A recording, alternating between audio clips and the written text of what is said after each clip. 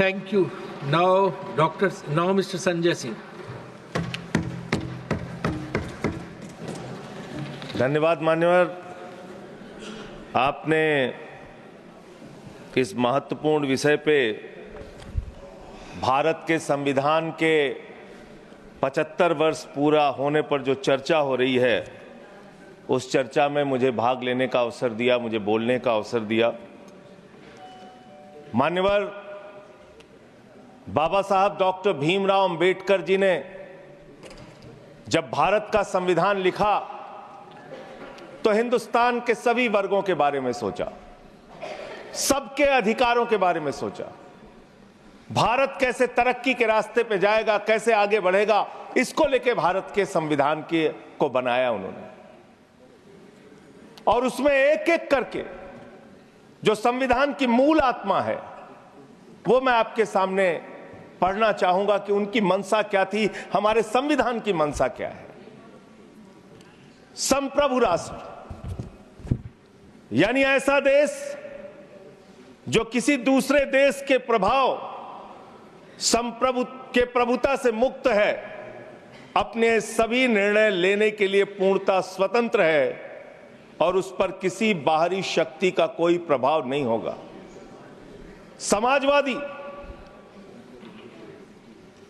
समाजवाद एक ऐसा विचारधारा है जो ये मानती है कि समाज के सभी लोगों तक संपन्नता का हिस्सा पहुंचना चाहिए। धन संपत्ति भी समाज से ही उपजती है, तो उसका बंटवारा भी शांतिपूर्ण और न्यायपूर्ण तरीकों से लोगों के बीच होना चाहिए। लोकतांत्रिक समाजवाद की ये विचारधारा कहती है कि धन समाज के कुछ लोगों तक सीमित नहीं रहना चाहिए। उत्पादन के साधनों पर लोगों का मिला जुला मालिकाना होना चाहिए। ये भारत का संविधान कहता है मान्यवर। और आज क्या स्थिति है, भारत की क्या स्थिति है मान्यवर, मोदी जी के राज में क्या स्थिति है?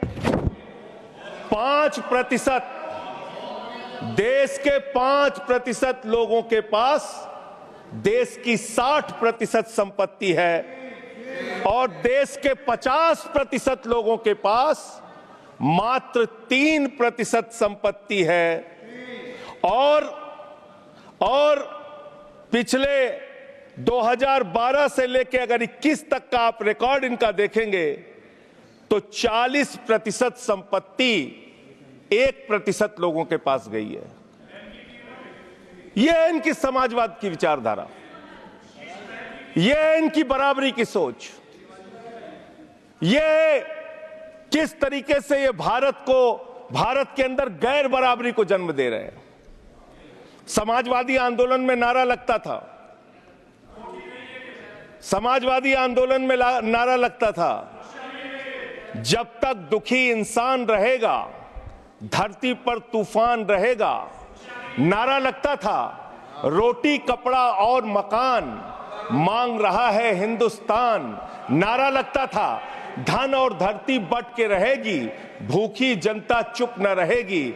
लेकिन आज भारत को इस हालत में इन्होंने पहुंचा दिया है मान्यवर, जहां पर 3% संपत्ति 50% लोगों के पास है और 5% लोगों के पास देश की 60% संपत्ति है। इसके आगे हमारा संविधान कहता है सेकुलरिज्म की बात, धर्मनिरपेक्षता, जिसका खुलेआम आप विरोध कर रहे हैं।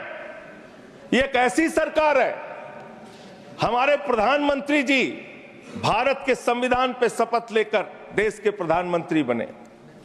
यहां पे बैठे हुए सांसद संविधान की शपथ लेते हैं, मंत्री संविधान की शपथ लेते हैं, लेकिन संविधान में लिखी हुई बातों को नहीं मानते। धर्मनिरपेक्षता से इनको मतलब नहीं है। हमको अगर दर्शन करना होता है मान्यवर तो हम काशी जाते हैं, महाकाल का दर्शन करने उज्जैन जाते हैं, प्रभु श्री राम का दर्शन करने अयोध्या जाते हैं। लेकिन भाजपाइयों को जब दर्शन करना होता है तो ये मस्जिद में भगवान का दर्शन करने जाते हैं, मस्जिद में भगवान का दर्शन करने जाते हैं। मस्जिद में मंदिर खोज रहे हैं पूरे देश के अंदर। तो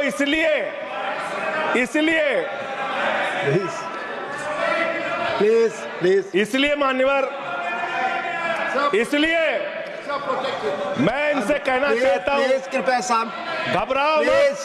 सीट पर चीखना चिल्लाना शुरू कर देते हैं, जैसे ही बोलता हूं चीखना चिल्लाना शुरू। मान्यवर, ये भारत खोदो योजना चला रहे देश में, भारत खोदो योजना। अरे मैं कहता हूं अगर इतना ही खोदना है, कल को कोई आके दावा करेगा संसद को खोद दो, कम से कम प्रधानमंत्री की डिग्री मिल जाएगी, उसका तो पता चल जाएगा कहां है। संसद खोद दो। ये भारत खोदो योजना बंद करो, इससे देश का विकास होने वाला नहीं है।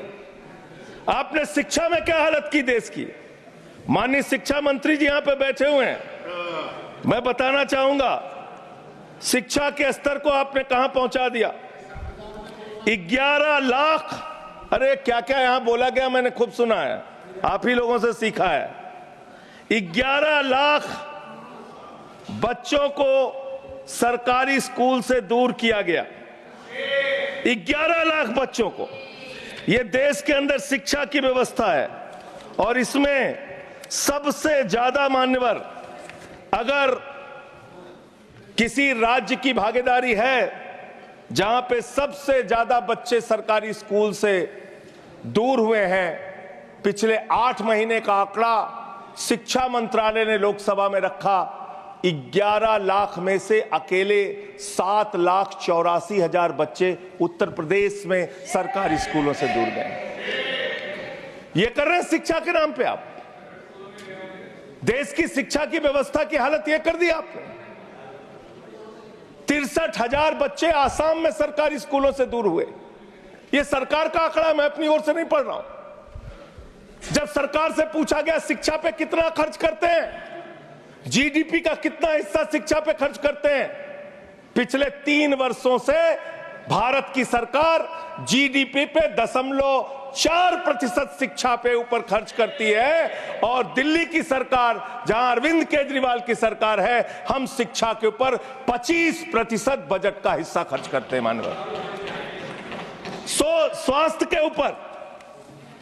के ऊपर दिल्ली के अंदर 13% हम खर्च करते हैं, और भारत की हमारी सरकार जो अपने आप को कहती है मोदी जी की बड़ी योजनाएं हैं, बड़ी ताकतवर सरकार है, मात्र 2% स्वास्थ्य के ऊपर खर्च करती है। यह इस देश की हकीकत है। कैसे समानता आएगी? कैसे संविधान में लिखी हुई बातों की सुरक्षा हो पाएगी? मैं दिल्ली की बात करूं, अगर एक राज्य सरकार, दिल्ली के लोगों ने भी चुना जिसको आप चलने नहीं देते, बार बार उसके ऊपर रोक लगाते हैं, लेकिन उस राज्य सरकार के काम क्या हैं वो आपको जानना बहुत जरूरी है। एक ऐसी सरकार जिसने, अब देखिए टोका टोकी करेंगे, आप बोलिए ना, आप बोलिए, आप क्यों उधर बात अभी ये लोग जब बोल रहे थे मैं चुपचाप सुना। आप बोलिए। अगर जेल वेल की बात करोगे ना, जिस दिन सत्ता परिवर्तन होगा एक भी आदमी बाहर नहीं दिखेगा। फिर ऐसी बातें मत करो, आपस में बात नहीं। ये धमकी देने की बातें मत करो। संजय जी, आपस में कोई बात नहीं। संजय जी प्लीज, नहीं कोई नहीं, आप लोग आपस में बात कंट्रोल कीजिए सर। सभी लोग आपस में बात, प्लीज आप बैठे रहे, प्लीज। ऐसे धमकी देके काम मत करो। आप विषय पे बोले, विषय बोले। अडानी की दलाली करने वाली सरकार हमसे सवाल कर रही है। विषय पर संजय जी जो विषय बोलेंगे, भ्रष्टाचार बोलेंगे, विषय पर बोलिए प्लीज, विषय पर बोलिए प्लीज। अडानी की दलाली करने वाले हमसे सवाल करेंगे। मानिए मुझे लगता है कि संजय जी अपना आपा खो गए हैं, और उन्होंने अपनी शब्दावली को ध्यान में रखना चाहिए, और ये जो उन्होंने शब्द वाक्य इस्तेमाल किया ये एक्सपंज होना चाहिए। प्लीज आप बोलिए, प्लीज बैठ। सर बोलिए, मैं दिल्ली के काम बता रहा हूँ। आप दिल्ली के काम बताइए, आपस में दिल्ली की सरकार ने क्या किया है संविधान की रक्षा के लिए? टीका टिप्पणी ना करें। दिल्ली की सरकार ने क्या किया है इस देश के नागरिकों को मजबूत बनाने के लिए? दिल्ली की सरकार ने क्या किया है शिक्षा और स्वास्थ्य पे काम करने के लिए? दिल्ली की सरकार ने क्या किया है बाबा साहब के लिखे गए एक एक शब्द को जमीन पे उतारने के लिए? दिल्ली के अंदर शिक्षा में हमने 25% खर्च किया, स्वास्थ्य में हमने 13% खर्च किया, दिल्ली में हमने बिजली फ्री दिया। पूरे देश में पहली सरकार है जो बिजली फ्री देने का काम करती है। दिल्ली के अंदर केजरीवाल जी ने 200 यूनिट बिजली फ्री, 400 यूनिट बिजली आधे दाम पे दिया। दिल्ली के अंदर केजरीवाल की सरकार ने इलाज मुफ्त किया, पानी मुफ्त दिया। दिल्ली के अंदर सीट पर बैठकर बुजुर्गों को तीर्थ यात्रा, बुजुर्गों को तीर्थ यात्रा कराने का काम किया, बुजुर्गों को तीर्थ यात्रा कराने का काम किया दिल्ली की सरकार ने। दिल्ली की सरकार ने माताओं बहनों के लिए बस की यात्रा फ्री करने का काम किया। और अगली योजना आ रही है, दिल्ली में केजरीवाल मुख्यमंत्री बनेंगे, दिल्ली की महिलाओं को 2100 रुपए हर महीने उनके खाते में पहुंचाया जाएगा। हम महिला को सशक्त करेंगे, मजबूत करेंगे। संविधान पर भी जोड़िए उसको, संविधान पर बोलिए। संविधान पे बोलिए। हाँ, संविधान पर बोलिए संजय जी। संविधान के अंतर्गत मैं एक चुनी हुई सरकार के बारे में बोल रहा हूं। संविधान पर चर्चा हो रही है, दिल्ली में अपेक्षा होगी संविधान पे आप बोले और दिल्ली आप में शांत बैठे रहे। मैं बोल रहा हूं, दिल्ली के अंदर 200 किलोमीटर के मेट्रो नेटवर्क को हमने 2015 से बढ़ाकर प्लीज स्पीक ऑन 450 किलोमीटर किया। संजय जी कॉन्स्टिट्यूशन पे बोलिए। सर, उन्होंने अपनी सरकार की उपलब्धि गिनाई, आपने उनको नहीं रोका। प्लीज, अगर हम दिल्ली में एक चुनी हुई सरकार के काम को बता रहे हैं, हम सबसे आग्रह कर रहे हैं अपने विषय पर बोलिए। जिस राज्य से मैं चुना गया हूं, आपसे भी कर रहे हैं, उस राज्य में क्या काम हो रहा है, क्या ये देश इनको दर्द क्यों हो रहा है? प्लीज विषय संविधान पर चर्चा, तकलीफ क्यों हो रही है? संविधान पे चर्चा हर सदस्य से, इनको तकलीफ क्यों हो रही है? हर सदस्य से हम अपेक्षा करते हैं संविधान पर बोले। तो दिल्ली में प्लीज जेल 3 घंटे ईडी सीबीआई दे दो, सबको भेज दूंगा। चलो दे दो ईडी सीबीआई। आप बोलते हैं, प्रवोक करते हैं, आप इसे पर बोलिए। ये सब चीजें नहीं जाएंगी, ये सब चीजें नहीं जाएंगी रिकॉर्ड पे। प्लीज, वो बोल रहे हैं जेल क्यों गए? आपस में बात न करें, आप बोले संविधान पर। नहीं, आप रोक रहे हैं उनको। आपस में बात न करें प्लीज, प्लीज। आप इस तरह टिप्पणी नहीं कर सकते माननीय सदस्यों पर, वो चीजें रिकॉर्ड में नहीं जाएंगी। इस तरह की टिप्पणी सदस्यों पर एक दूसरे पर करना, प्लीज आप विषय पर बोले। सर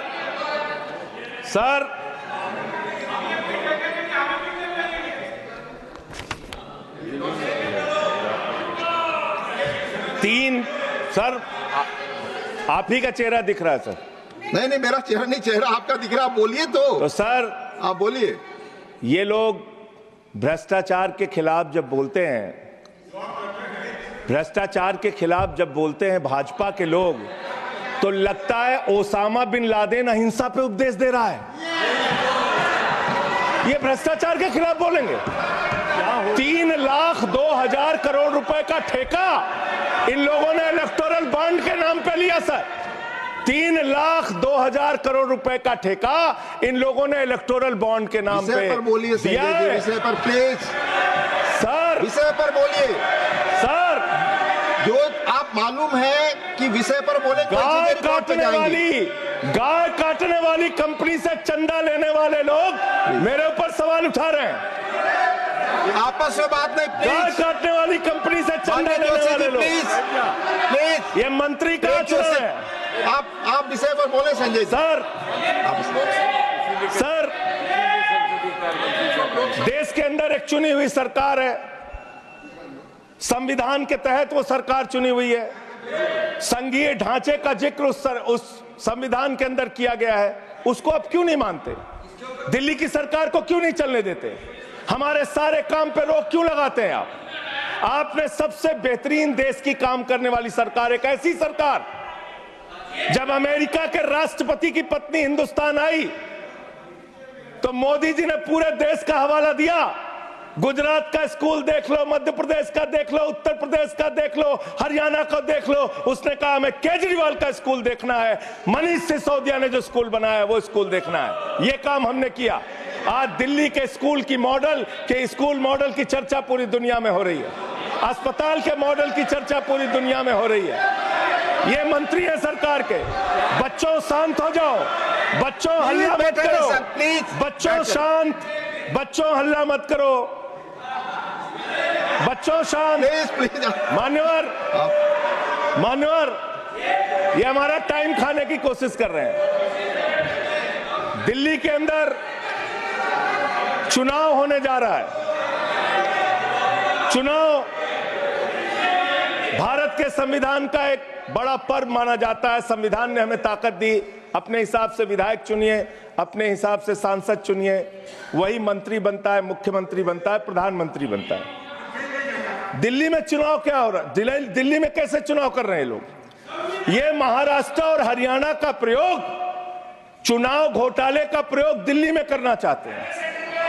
और वो कैसे करना चाहते हैं? कैसे करना चाहते हैं?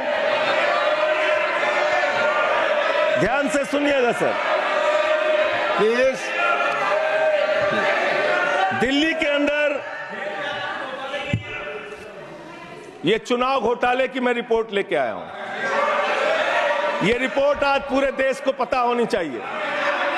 दिल्ली में जो चुनाव करा रहे हैं मान्यवर, ये घपले से जीतना चाहते हैं। शाहदरा में भारतीय जनता पार्टी के एक पदाधिकारी ने 11,008 वोट कटवाने की अर्जी दी। जनकपुरी में भारतीय जनता पार्टी के 24 कार्यकर्ताओं ने 4,874 वोट कटवाने की अर्जी दी। तुगलकाबाद में भारतीय जनता पार्टी के 15 कार्यकर्ता ने 2,435 वोट कटवाने की अर्जी दी। मानिए, आप संविधान पर क्या चुनाव के बारे में बोलना गलत है? प्लीज आप बैठे, प्लीज। क्या संविधान के अंतर्गत चुनाव नहीं होता सर? आप बोले सर, चुनाव के बारे में बोलना गलत है। हाँ, तो ये आप गायब। फ्री एंड फेयर इलेक्शन संविधान ने दिया है। तुगलकाबाद में सर, तुगलकाबाद में एक बूथ है, बूथ नंबर 117। वहां कुल 1337 वोट हैं, उसमें से 554 वोट कटवाने की अर्जी 2 बीजेपी के कार्यकर्ताओं ने दी।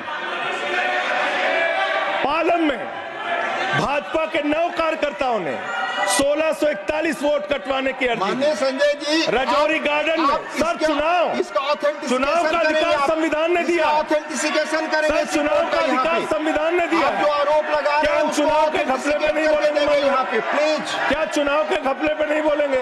इसको चुनाव, हाँ, ऑथेंटिकेट करूंगा, ऑथेंटिकेट करूंगा sir. I will authenticate it, please. मैं ऑथेंटिकेट करूंगा सर। आपकी बात सुन लिया सर। हरिनगर में आप बैठ जाए जगह पे अपनी। हरिनगर में भारतीय जनता पार्टी के 4 कार्यकर्ताओं ने 637 वोट कटवाने का आवेदन दिया। करावल नगर ने 2 कार्यकर्ताओं ने 3,260 वोट कटवाने की अर्जी दिया। मुस्तफाबाद में एक व्यक्ति ने 534 वोट मैं नहीं कर रहा। I am not एल्डिंग sir, I am not एल्डिंग। Leader of the house, I am not एल्डिंग। नहीं सर, ऐसे आप तो फिर ऐसे अलाउ करेंगे। 1 मिनट आपको हम समय देंगे, आप देखिए। Leader of the house. नहीं, मैं एक ही बात स्पष्ट करना चाहता हूं कि जिस संविधान ने ये ताकत दी है कि वो वोटर्स लिस्ट के बारे में जो चर्चा कर रहे हैं कि उसको कटवाने का, वो प्रोविजन भी संविधान के अंतर्गत ही है। और उसमें देखने वाली बात यह है कि ये इतने दिन सत्ता पे कहीं रोहिंग्या और बांग्लादेशी के वोटों पर तो नहीं बने हुए थे। माने संजय जी, इतनी शानदार बात आज की है लीडर ऑफ द हाउस ने सर। मैं इनका नमन करता हूं, इतनी बढ़िया बात इन्होंने कह दी कि मैं इसका जवाब जरूर दूंगा। सर, इन्होंने कहा कहीं ऐसा तो नहीं जिनके नाम काटे जा रहे हैं वो रोहिंग्या हैं। हमारे उत्तर प्रदेश के भाई, हमारे पूर्वांचल के भाई, हमारे यूपी बिहार के भाई जो 40-40 साल से दिल्ली में रह रहे हैं, अपने श्रम, अपने खून पसीने से दिल्ली को बना रहे हैं, आप उनको रोहिंग्या करें।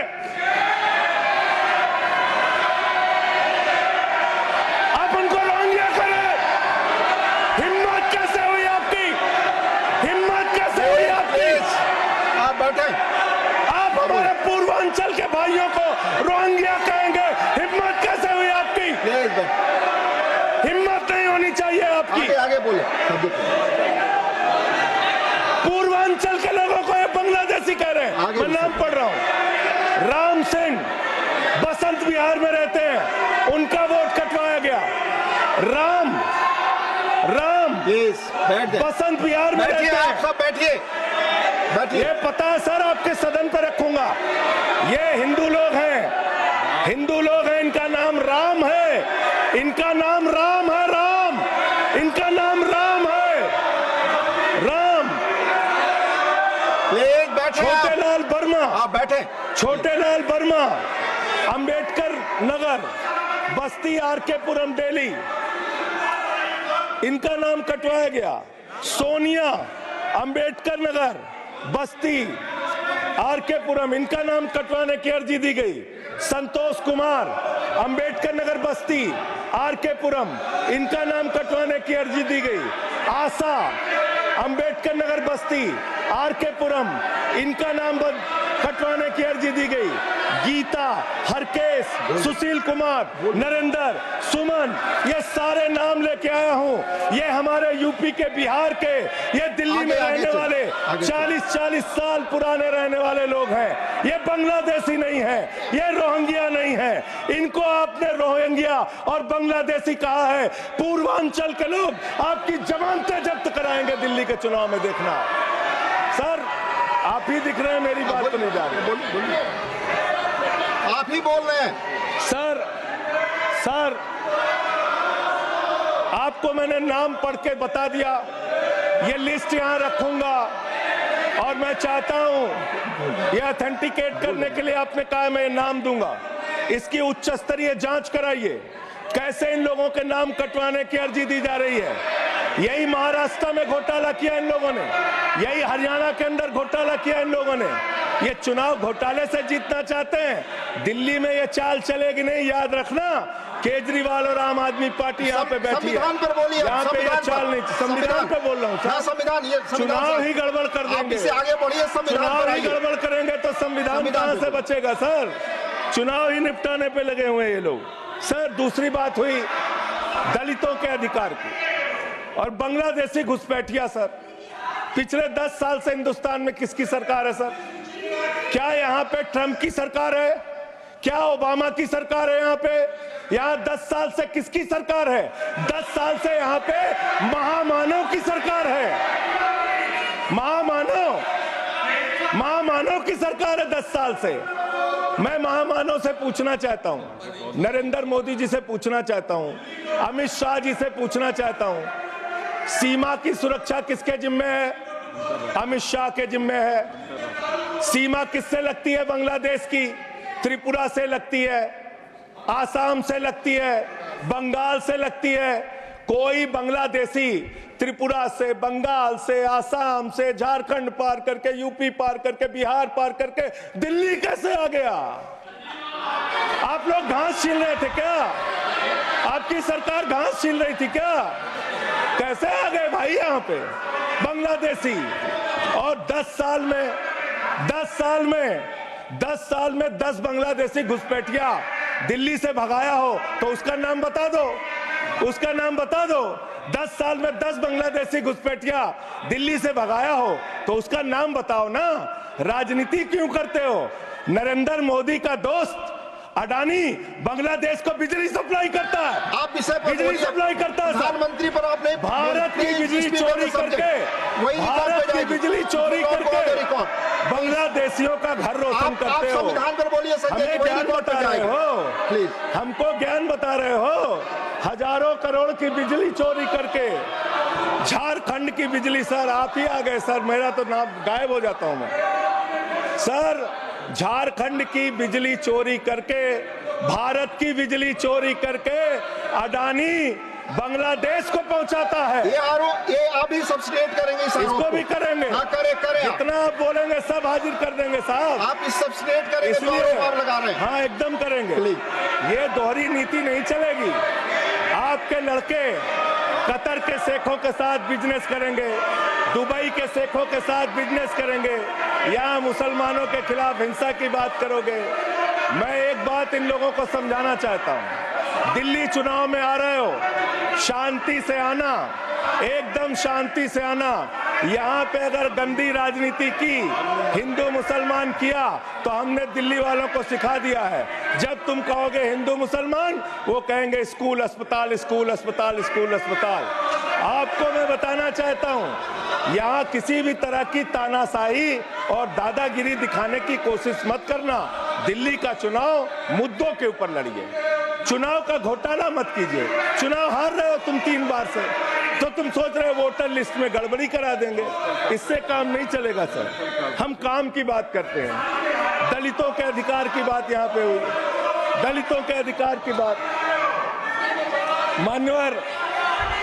मान्यवर एसटी, एससी, ओबीसी, ये 3 कैटेगरी, एसटी, एससी, ओबीसी, ये तीन कैटेगरी में भारत सरकार के अंदर ज्वाइंट सेक्रेटरी लेवल पे और सेक्रेटरी लेवल पे 322 अधिकारी हैं।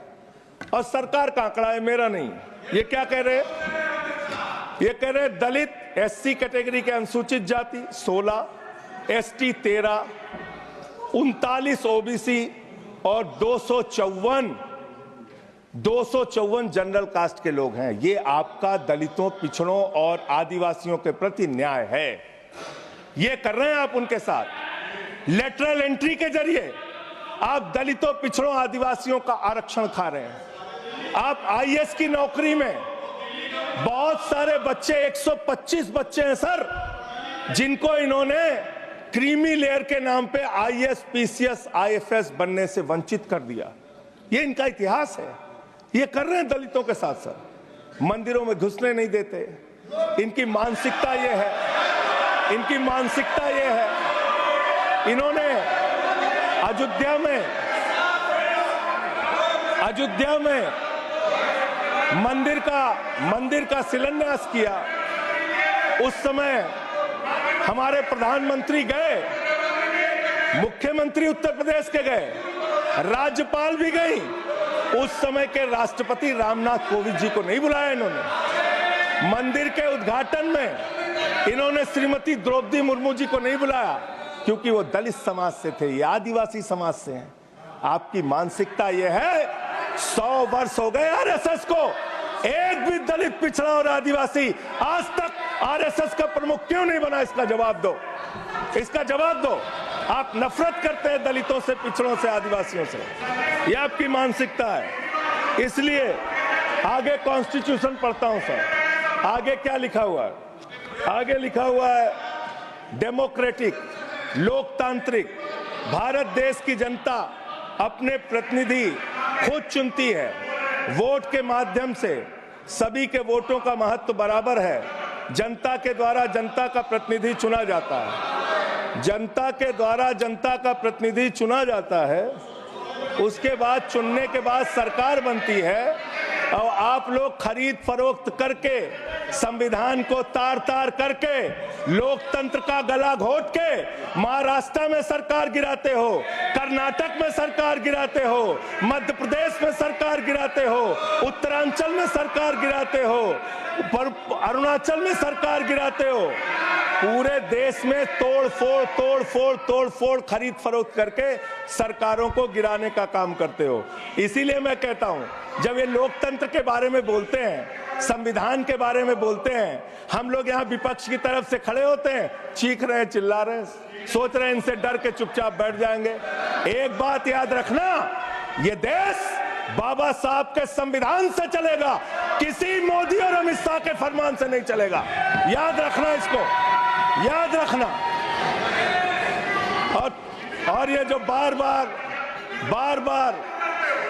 बार तुम्हारा गठबंधन ईडी से है, ईडी से तुम्हारा गठबंधन, सीबीआई से तुम्हारा गठबंधन। यहां इंडिया गठबंधन है, वहां ईडी गठबंधन है, ईडी गठबंधन है, ईडी गठबंधन। मान्यवर भ्रष्टाचार की बात मैं करूंगा। भारत के प्रधानमंत्री, जिन्होंने देश के बड़े बड़े फैशन डिजाइनरों को भी फेल कर दिया, इतना सज के चलते हैं, इतना सज के चलते हैं सर। प्रधानमंत्री इटली का चश्मा आप जानते हैं इटली आप की नहीं- घड़ी, आप ये सब चीजें नहीं जानते। यहाँ हमारे नेता पे टिप्पणी हो रही है, आप नहीं बोल रहे हैं। आप नहीं बोल सकते। हमारे नेता पे टिप्पणी हो रही है, आप नहीं बोल रहे माननीय हैं। प्रधानमंत्री पर आप टिप्पणी नहीं कर आप सकते। हमारे नेता पे संवैधानिक नियम आप केजरीवाल पे समझे। टिप्पणी हो रही है, आप नहीं बोल रहे हैं। आप please speak on the subject. हमारा टाइम बचा है सर। हाँ तो आप बोले सब्जेक्ट पर बोले। सब्जेक्ट पे बोल रहे हैं। हाँ ये टिप्पणियां नहीं जाएंगी आपकी रिकॉर्ड पे। सर बच्चों शांत हो जाओ, बच्चों शांत हो जाओ, आप स्पीक बच्चों शांत, प्लीज स्पीक। बच्चों शांत हो जाओ बच्चों। मानवर न्याय की बात, भारत का संविधान सभी नागरिकों को सामाजिक, आर्थिक, राजनीतिक स्तर पर न्याय देने का वादा करता है। ये न्याय दे रहे हैं भारत के लोगों को सर, ये न्याय कर रहे हैं भारत की जनता को, ये न्याय दे रहे हैं। आज चुनी हुई सरकारों को प्लीज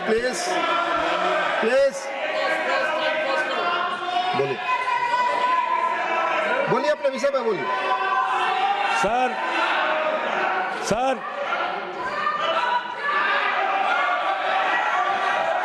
ये अगर यहाँ नारा लगाएंगे, आप इनको रोक नहीं रहे। मैं बोल रहा हूँ उनको भी और आपको भी। वो नारे लगा रहे हैं। आपने शुरू किया माननीय प्रधानमंत्री पर टिप्पणी। नहीं, मैं अगर यहाँ नारा लगाऊंगा, प्लीज आप इसे पर बोलिए, संविधान पर बोलिए। तो इसलिए मैं ये कहना चाहता हूं, जरूरत से ज्यादा उतना ही काम करो जितना ठीक लगे। आप इधर बोले, आपस में बात ना करें। जरूरत से ज्यादा मत उड़ो। संजय जी प्लीज, जरूरत से ज्यादा मत उड़ो। संजय जी आप गली में शोर है। संजय जी, नरेंद्र आप मोदी चोर है। कोई बात रिकॉर्ड पे नहीं जाएगी। नरेंद्र मोदी चोर कोई है। बात रिकॉर्ड पे नहीं जाएगी। No, it will not go, please, it will not go on the record. नहीं, please go back to your seats. नहीं आप ये गलत, नहीं सर, आप दुरुपयोग कर रहे हैं समय का। कैसे आप केजरीवाल दुरुपयोग को कर रहे हैं, बोल रहे हैं? प्लीज केजरीवाल को कैसे बोल रहे आप हैं? सब पीछे जाए। आप प्लीज आप पीछे जाइए। प्लीज नागर जी, प्लीज आप पीछे जाइए। आप पीछे पर बोलिए। इनको चुप कराइए सर। आपने जो भी प्रधानमंत्री जी पर टिप्पणी की है और जो भी नारे उनके खिलाफ लगाए, रिकॉर्ड ये पे भी नहीं बोलिए जाएगा। कि मुख्यमंत्री पर जो टिप्पणी की है वो भी जाएगा। आप बोलिए, वो भी हट जाएगा। आप पहले बोले, वो भी हट बोले, जाएगा। आपका समय खत्म होगा, मैं खत्म करूंगा। प्लीज मान्यवर, पिछले दिल्ली के अंदर कानून व्यवस्था की क्या हालत है? कल हमने महिला अदालत किया दिल्ली में। देश की राजधानी दिल्ली आज अपराधों से सहमी हुई है, परेशान है। क्या हालत है सर? 2019 से महिलाओं के खिलाफ अपराध में दिल्ली में 41% वृद्धि हुई है। 14,000 महिलाओं के खिलाफ अपराध, हिंसा का अपराध, बलात्कार का अपराध 1 साल के अंदर हुआ है। हर दिन दिल्ली के अंदर 3 से 4 रेप की घटनाएं हो रही हैं और 2019 से 3500 रेप की घटनाएं हुई और प्रतिदिन दिल्ली में 5 से 6 महिलाओं को असॉल्ट किया जाता है। ये आंकड़े हैं सर। 11 महिलाएं और बच्चियां प्रतिदिन किडनैपिंग का शिकार होती है दिल्ली में। ये दिल्ली की हकीकत है। देश की राजधानी में 33% रेप की घटनाओं में और 41% किडनैपिंग की घटनाओं में देश के 19 शहरों के मुकाबले वृद्धि हुई है। दिल्ली के अंदर ये कोर्ट है, सारे रिकॉर्ड रख दीजिएगा। हाँ रख दूंगा। ये कोर्ट, दिल्ली के कोर्ट में सर आपको जान के हैरानी होगी, देश की राजधानी है दिल्ली, दिल्ली के कोर्ट में हत्या की घटना हुई। जज के सामने हत्या सर, जज के सामने हत्या की घटना हुई। आप बताइए। प्लीज ये नारे न लगाए, रिकॉर्ड पे नहीं जाएगा आपके नारे। प्लीज कृपया नारे न लगाए आप। प्लीज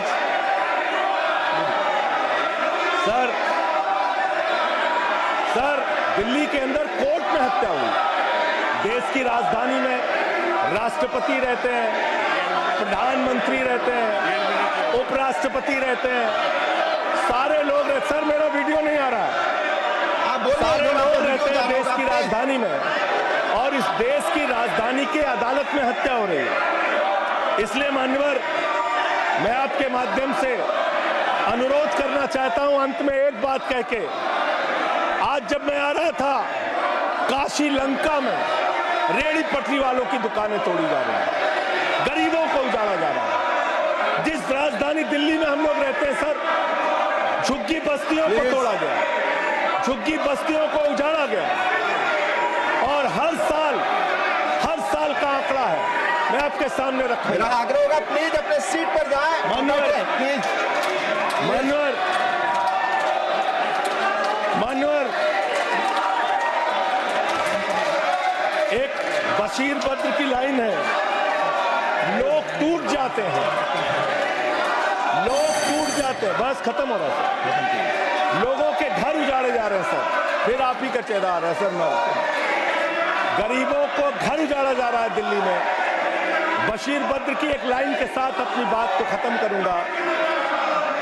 लोग टूट जाते हैं एक घर बनाने में, तुम तरस नहीं खाते बस्तियां जलाने में। लोगों को उजाड़ना बंद करो।